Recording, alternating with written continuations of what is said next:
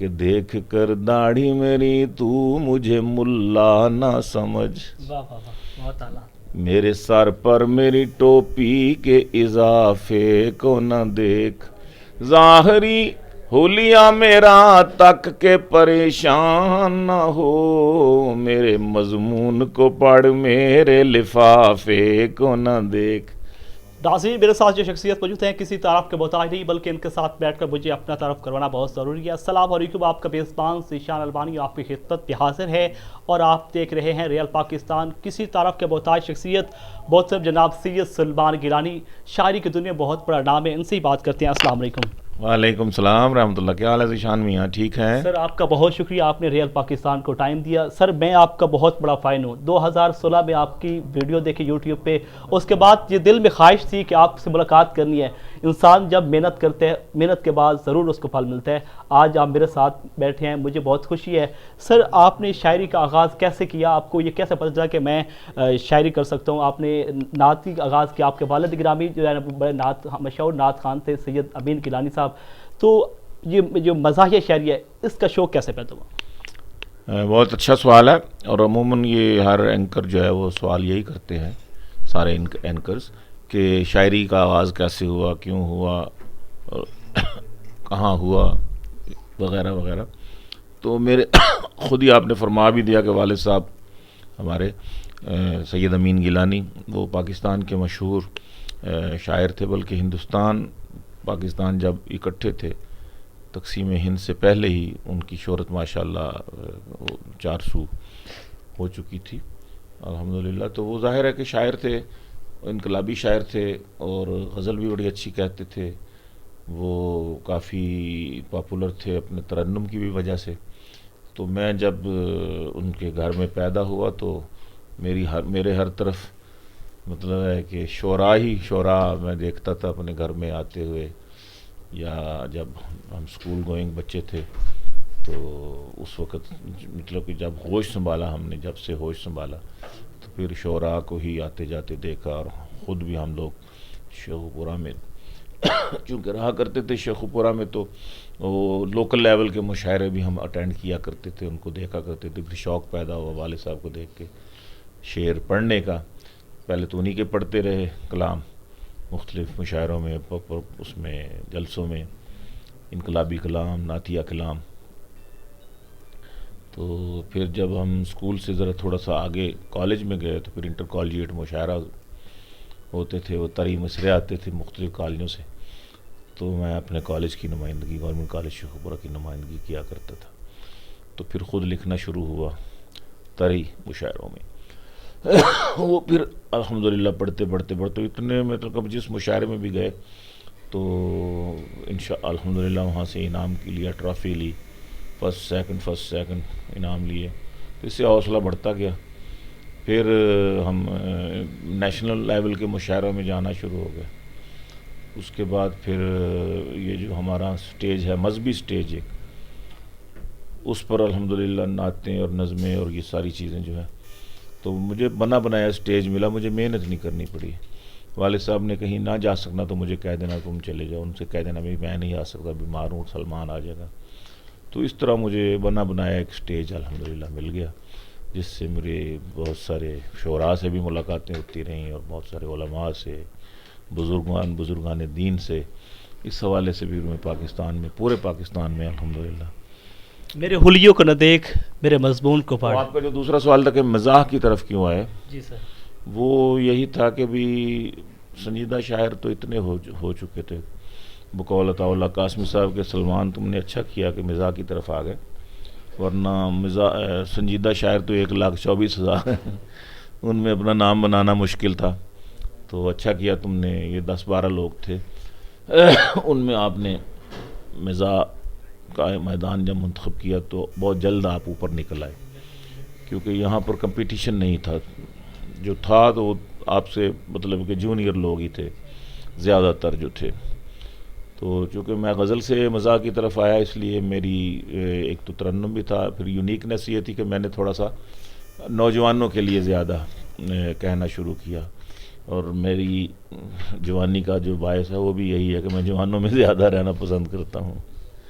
اچھا، آپ کی ایسی کوئی شاعری جس سے آپ کی مقبولیت پڑی اور آپ بہت زیادہ اپنا نوجوانوں میں مقبول ہوئے ہوں؟ جی، میری کوشش یہ ہوتی ہے کہ میں کوئی اپنا جو بھی میرا کلام ہے، چاہے مزاح میں ہے چاہے وہ سنجیدگی میں ہے، اس میں کوئی نہ کوئی میسج ضرور ہو. تو میں نے کوشش کی کہ مزاح کے راستے، انٹرٹینمنٹ کے راستے، میں ایک انٹرٹینر بھی ہوں. عموماً شاعر اپنے آپ کو انٹرٹینر کہنے سے اجتناب کرتے ہیں، شاید یہ کوئی جی بالکل. اس سے کم درجے کا کوئی اعزاز ہے. میں یہ سمجھتا ہوں کہ اس وقت آج کے دور میں لوگوں کو انٹرٹین کرنا، جبکہ بہت گرانی، مہنگائی، بے روزگاری، ٹینشنز، دھماکے، قتل، اغوا، اپنا یہ جس قسم کی آج کل کی وبائیں پھیلی ہوئی ہیں، تو اس میں لوگوں کو ہنسنے میں بہت دشواری ہو رہی ہے. تو آپ اگر پھکڑ پن سے ہنسانا چاہیں تو وہ تو آسان ہے، جی بالکل. لیکن آپ ادبی رنگ میں اپنی کسی اچھی بات کے ذریعے آپ ہنسا سکتے ہیں، جس سے آپ کو دل میں ایک شگفتگی سی پیدا ہو. یہ جو پئی مردگیاں ہیں یہ دور ہوں، تو میں سمجھتا ہوں کہ یہ ایک ثواب کا کام ہے، آج کل نیکی کا کام ہے. جب ہم کسی مشاعرے میں کوئی اچھا شعر سنا کے ہنساتے ہیں، کوئی مزاح کا، کوئی طنز کا، تو ہماری نیت یہ ہوتی ہے کہ جب تک اس کو یہ واقعہ یاد رہے گا، ہمارے شعر یاد رہیں گے، تو اس کے چہرے پر شگفتگی نہ بھی ہو تو کم از کم دل تھوڑا سا شگفتہ ہوگا، اور وہ کچھ لمحے کے لیے ان غموں سے چھٹکارا حاصل کرے گا. میں نے کہا تھا کہ آؤ میرے کول غمہ تو چھڑا کے جان زندگی دا چس لو، آؤ میرے کول بیٹھو تھوڑا جہا ہنس لو. تو زندگی کا چس جو ہے نا یہ بھی ضروری ہے، تاکہ آپ لوگ جو ہے باقی تصوف میں بھی ایک مزاح کا ایک عنصر ہوتا ہے. متصوفین کے لیے، صوفیوں کے ہاں بھی ایک باقاعدہ لطائف کی مجلس ہوتی ہے، جو سمجھتے ہیں کہ یہ انبساط پیدا کرنے کے لیے، عبادات کا لطف اٹھانے کے لیے کچھ لمحے ہم کو یہ اس کے لیے بھی نکالنے چاہیے، تاکہ آپ اس جیسے سونا بڑا ضروری ہے کہ بھی تھوڑا سا آرام بھی کیا جائے، سویا بھی جائے، تاکہ جب آپ جاگیں تو جاگ کر آپ اللہ کی یاد بہتر طریقے سے کر سکیں. تو اسی طرح میرا خیال ہے کہ ہنسنا ہنسانا بھی پارٹ آف لائف، اور اسی پارٹ آف لائف ہونا چاہیے. آپ کی مشہور نظم میں مولوی تو نہیں، میں ہمارے ناظرین کو سنا دیں. وہ سب سے پہلے تو آپ نے ایک مصرع بولا تھا کہ دیکھ کر داڑھی میری، اس کا بھائی ایک پس منظر ہے. پی ٹی وی کا مشاعرہ تھا، تو اس میں ہمارے ایک دوست ڈرمٹالوجسٹ ہیں، وہ شاعری بھی کرتے ہیں، چھوٹے چھوٹے مولوی وہ بھی ہیں، تھوڑی تھوڑی داڑھی ان کی بھی ہے. تو انہوں نے مجھے دیکھ کر کہا تھا، اور بڑے لافٹر لیا تھا انہوں نے، بڑی کلیپنگ لی تھی کہ انہوں نے کہا تھا کہ مولوی میں اور فیشنیبل لیڈی میں ایک جیسی بھی کچھ اقداریں ہوتی ہیں، ہوتے ہیں گفتار کے رسیا دونوں کی اونچی شلواریں ہوتی ہیں. ان دنوں میں خواتین میں نا اونچی شلواروں کا وہ تھا، ٹخنوں سے اوپر رکھنے کا رواج تھا. تو انہوں نے بڑا کچھ، میں گیلانی صاحب کی نظر کرتا ہوں، تو یہ کہہ کر انہوں نے مجھے متوجہ کیا. تو میں نے کہا ٹھیک ہے، میری باری آنے دو، پھر میں تجھے بتاتا ہوں. تو میں نے کہا کہ مولوی لوگ بیچارے شریف ہوتے ہیں، انہوں نے تو جواب نہیں دینا، تو میں تمہیں بتاؤں کہ آئی ایم ناٹ اے مولوی، سچ ٹپیکل مولوی.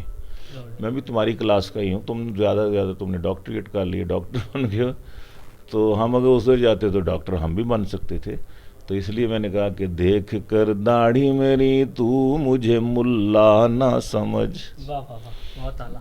میرے سر پر میری ٹوپی کے اضافے کو نہ دیکھ، ظاہری حلیہ میرا تک کے پریشان نہ ہو، میرے مضمون کو پڑھ میرے لفافے کو نہ دیکھ.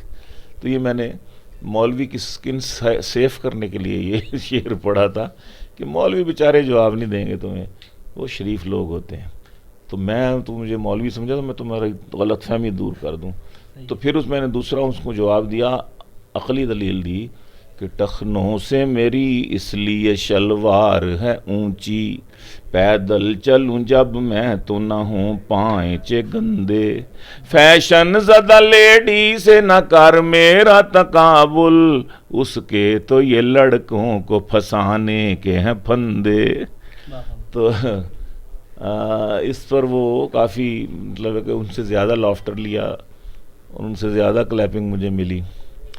تو باقی جو آپ نے کہا کہ میں مولوی تو نہیں، تو وہ آج کی بات کر رہا ہوں میں کہ میں مولوی تو نہیں مولوی نما تو ہوں، نہ دے تو حلوہ مجھے روز فیرنی دے دے، ایک اور شادی کا مجھ کو بھی شوق ہے یا رب، نہ شاہزادی کوئی دے فقیرنی دے دے، اور جو ایک دم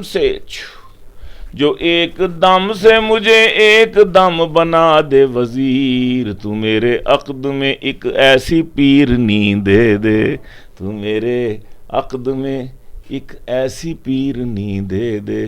تو میں نے تو اپنے لیے بات کی ہے، لوگ پتہ نہیں کیا سمجھ لیتے ہیں اس سے کہ میں نے شاید کسی کے حوالے سے بات کی ہے، حالانکہ ایسی بات نہیں ہے، میں نے اپنے لیے مانگا ہے اللہ سے جو کچھ۔ اچھا، آپ کی فیس بک پوسٹ، اپنا ایک پوسٹ میں نے دیکھی جس پہ آپ نے ایک کالم لکھا کہ کوئی وقت تھا جب ہمارے عید کا دن تھا، ہمارے والد کپڑے لے کے آئے، وہ کیا کہانی ہے ذرا وہ بھی سنا دیں۔ وہ لمبی کہانی ہے، وہ کوئی مسئلہ ایسا نہیں ہے، وہ ہمارے گھروں میں مسائل ہوتے ہیں۔ تو ہم ایک وقت ایسا بھی آیا تھا، چونکہ والد صاحب انقلابی شاعر تھے تو اس لیے جیلوں میں بھی جانا آنا پڑتا تھا، کاروبار پھر جو بھی کرتے تھے وہ پروان نہیں چڑھتا تھا، ضبط ہو جاتا تھا، یا ویسے عدم حاضری کی بنا پر وہ۔ اچھا، آخری سوال ہے کہ مولانا فضل الرحمان سے محبت کی کیا خاص وجہ ہے؟ مولانا سے محبت کی خاص وجہ یہ ہے کہ مولانا سے ہماری دوستی اس وقت کی ہے جب ہم مطلب ہے کہ ابھی 18-20 کے پیٹے میں تھے، یعنی لڑکپن سے ہی تھی۔ تو والد صاحب کا چونکہ جمعیت علماء اسلام سے تعلق تھا، اس سے پہلے احرار سے تعلق تھا، ختم نبوت سے تعلق تھا، تو ہم اہل حق کے قافلے سے اس وقت کے جڑے ہوئے ہیں۔ ہم پارٹیاں نہیں بدلنے والے نا، ہماری جو پارٹی شروع سے چلی آ رہی ہے باپ دادا سے، ہم اسی میں ہیں۔ تو مولانا اس قبیلے کے رہنما ہیں، اور میں چونکہ ان کی خلوت و جلوت سے واقف ہوں، ان کے سفر اور حضر کا ساتھی ہوں، اس لیے مجھے یہ بھی معلوم ہے کہ وہ حضر میں کیا ہیں، سفر میں کیا ہیں، باطن میں کیا ہیں، ظاہر میں کیا ہیں، مجھے ان کے قول و فعل کا پتہ ہے۔ اور یہ جو کچھ الزامات لگتے ہیں، جو کچھ بھی ہوتا ہے، میں ہنستا ہوں ان پر، میں سوچتا ہوں، میں کہ دیکھو مولانا کا کتنا حوصلہ ہے کہ سب کچھ سن کے برداشت کر رہے ہیں، مجال چین و جبیں ہو، چہرے ماتھے پہ سلوٹ بھی آتی ہو۔ بلکہ میں نے ایک دفعہ پوچھا تو کہتے ہیں ہمیں اپنے صحیح رستے پر ہونے کا اور یقین ہوتا ہے جب کوئی نیا الزام لگتا ہے، ہم سمجھ جاتے ہیں کہ ہم اپنے اکابر کے مشن پہ ہیں۔ جی ناظرین، آپ نے سید سلمان گیلانی مشہور شاعر کی گفتگو سنی۔ ان کا کہنا ہے کہ یہ شاعری جو ہوتی ہے انسان کو ہنسانے اور مسکرانے کے لیے ہوتی ہے۔ اپنے میزبان ذیشان الوانی کو ریئل پاکستان سے اجازت دیجیے، اللہ حافظ۔